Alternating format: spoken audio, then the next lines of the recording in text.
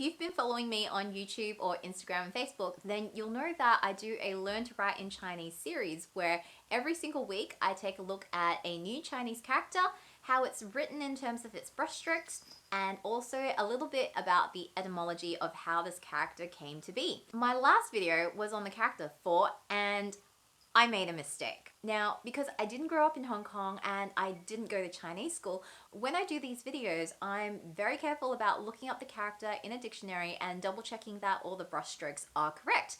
Except last week when I did the for character, it's such a basic character. There's only 4 brushstrokes and it's pictogram. It's a character, it's one of the earliest characters that you learn that I just thought, you know what?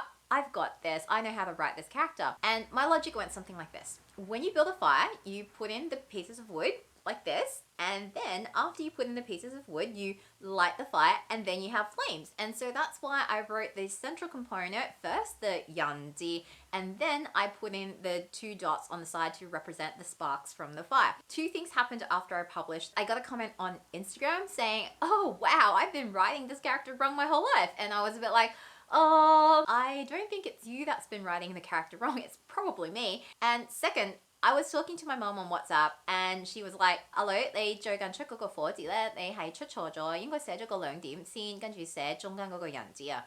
Oh my gosh, like how embarrassing.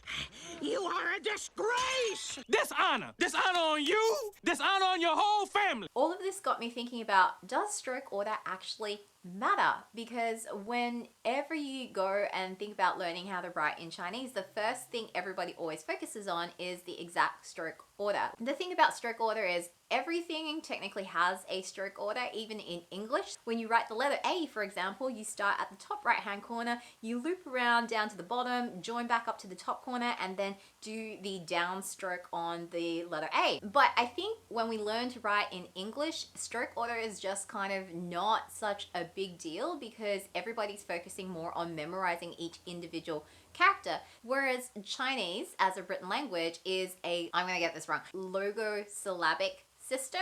Every unit of writing in Chinese is a logograph, like it's a glyph that represents a concept, a word, an abstract idea, a meaning, something like that. In Chinese, it's different because we have logographs, not an alphabet, and so we have to then therefore mandate a stroke order for every single logograph. And because some of these logographs can get quite complicated, we have all of these different types of stroke. Depending on which source you go to on the internet, there's like 6, 12, 11, 9, 26 different types of strokes, however you want to categorize these. So that got me to thinking about where the official stroke order actually originated from. In today's context, stroke order is actually mandated by a governmental authorities. The thing is, it's different in every single region. Wikipedia has this great example of the beat character, which has different official stroke orders. Realizing this made me feel like stroke order was completely arbitrary, and I guess it is in a sense, because when you look up all the reasons for why stroke order is important, people usually give justifications like,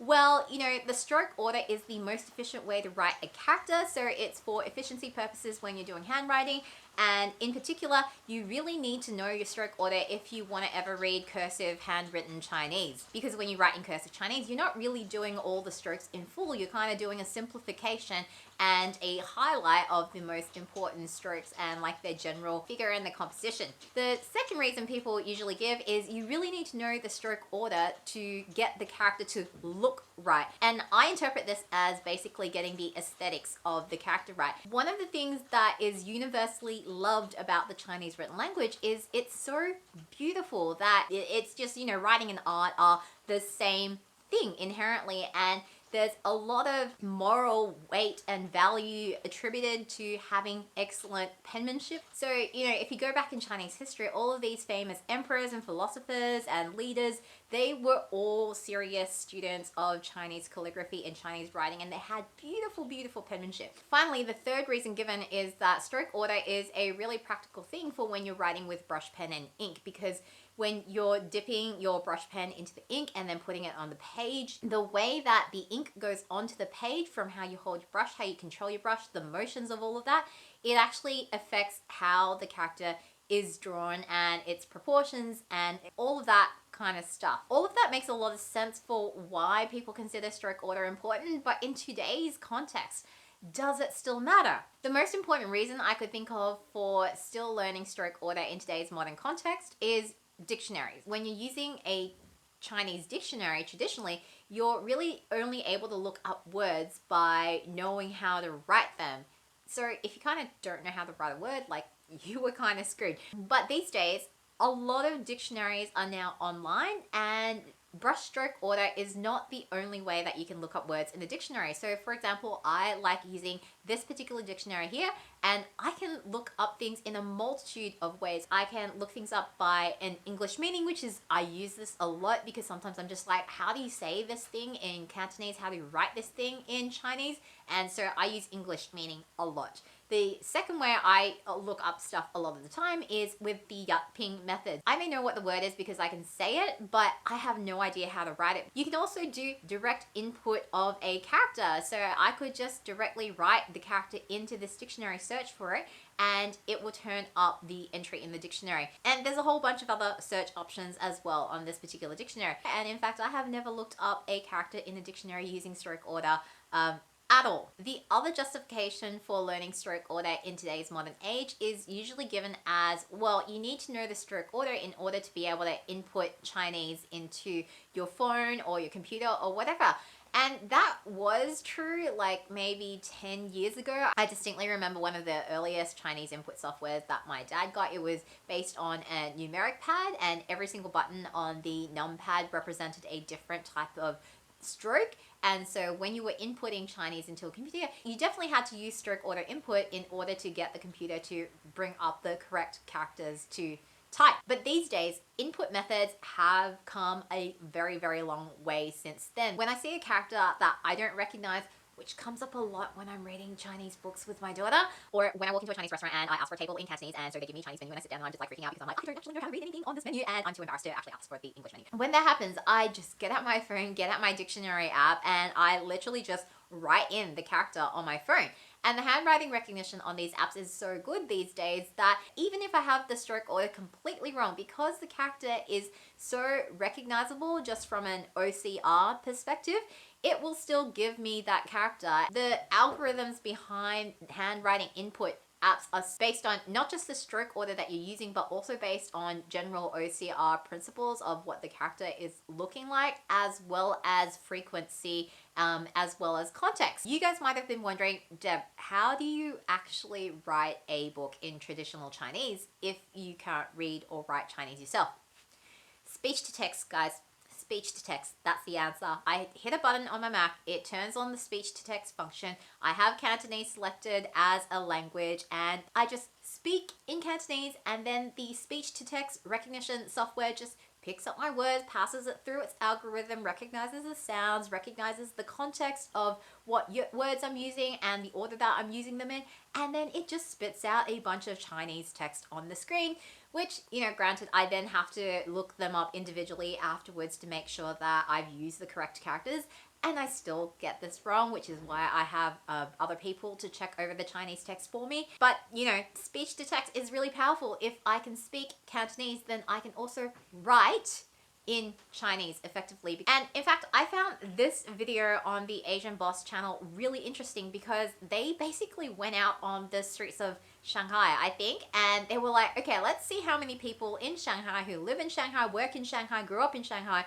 can actually write Chinese. The result was basically nobody could still write Chinese, and they were just like, why? Like, you know, you guys went through the schooling system, you guys learned all of the brushstrokes, and you learnt the characters, and you did your exams, you did all of that. Why is it that Chinese people can't write Chinese? The answer was pretty simple. It was because everybody's writing on a phone, they're writing on a laptop. A lot of our written communications these days are electronic. Handwriting as a basic form of correspondence is not really that dominant anymore. I don't know about you guys, but the last time I handwrote something was when I was deliberately journaling as a mindfulness kind of practice. I don't actually have to know the brushstrokes or to be able to write a character in full to be able to communicate even in these written mediums. And the final thing on my mind was just the concept of, writing. What is writing and what is the purpose of writing? And the whole reason writing got invented was so that we could communicate to people through time and space. With writing, I can go back and read ancient writings from people living, hundreds or thousands of years ago, and I can write things today that, assuming they survive into the future, people in hundreds or thousands of years from now can read those writings. I think with today's technologies, writing is becoming less and less important as that primary method of communicating to people over time and space, or through time and space, because right now I'm talking to you guys because I am filming this video on camera, and you guys, when you're watching this video, you're not watching this at the same time that I'm filming this, because this is not a live stream, but you guys are watching this at home in a different time, in a different space to me. And thanks to the ability to record audio and video, we are still communicating through time and through space without actually using any writing. And so what does this mean for, raising my kid to be bilingual and teaching her to write in Chinese at home? Well, I think I agree with my parents. Honestly, the main thing I want her to be able to do is to be able to speak Cantonese, because once she can speak the language, it's a lot easier for her to then say, well, you know what, actually I do want to learn how to write in Chinese. I do want to learn the more formal method of Chinese. I do want to learn how to read in Chinese, maybe not in conversational books or colloquial languages. Like, I think speaking is really the gateway to the world of language. If she grows up and she can speak Cantonese at the same level that I can, which is, not a high bar, because it's just, an average level of being able to native speak Cantonese, I think I'm pretty happy. That doesn't mean I'm going to not teach her how to write in Chinese. Like, I think it's still important to teach her what the writing is and the principles of the stroke order, just because that's a kind of foundational building block. What I think I really want to do is, instead of being focused on getting her through readers or vocab lists, or getting her to a certain literacy level, I just really want her to enjoy the writing of Chinese characters. I want her to find the language as beautiful and as interesting as I do, to really look at it and go, wow, like, isn't there so much wisdom in the Chinese language that when you study one of these characters and how it's composed and all of the meaning that is inherent in just the character itself, that that you can understand what our ancestors were thinking when they put this word together. And I think that's really the heart of our Chinese culture and our Chinese heritage. I want her to want to learn Chinese because she wants to. I think having that intrinsic motivation is really important, and I want to find ways to make it fascinating and fun, and a journey of exploration, rather than, a thing she has to do because it's mandated by a particular curriculum or anything like that. So those are my thoughts on stroke order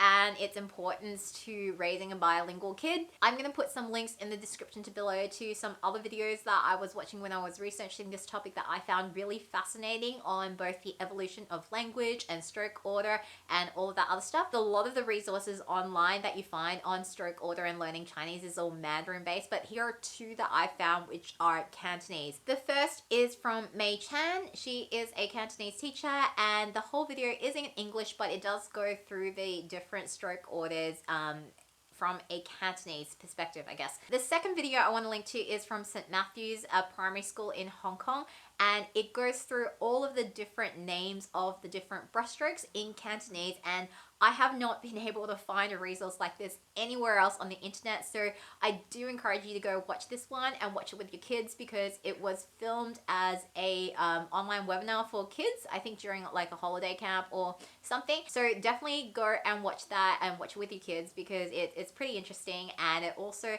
has a little catchy verse to go with remembering all the different names of the brushstrokes and things like that. That's it for this video, guys. Let me know in the comments if you have any suggestions for future videos, and I will see you next time. Bye!